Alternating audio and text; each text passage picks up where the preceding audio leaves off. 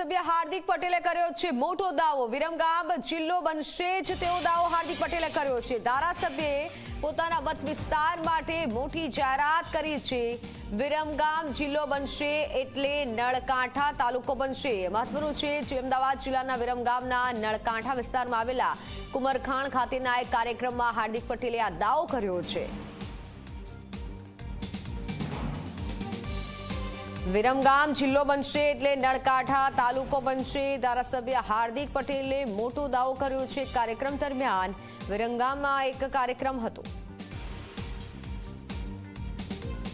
વસ્તી ગણતરીનો સમય જ્યાં દેશમાં વસ્તી ગણતરી થશે ને વસ્તી ગણતરી પૂર્ણ થશે પછી જિલ્લાઓ નવા બનાવવા માટેની પ્રક્રિયા બનશે। ઘણા બધાના મનમાં એવું હોય છે કે થરાદ કેમ બની ગયો હતો, તો તમારા બધાને ધ્યાને મૂકો કે બનાસકાંઠા 4 જિલ્લાઓ બની શકે એવડો મોટો જિલ્લો છે। એટલા માટે એને અત્યારે ના છૂટકે જિલ્લો બનાવવો બહુ જરૂરિયાત હતી, પણ આપણો વિરમગામ જિલ્લો બનશે અને વિરમગામ જિલ્લો બનશે તો આપણો નળકાંઠા તાલુકો બનશે। છાટી ઠોકીને આજ તમને કહીને જવું છું અને આપણે બધાએ જે કર્યું છે દમ મારીને જ કર્યું છે।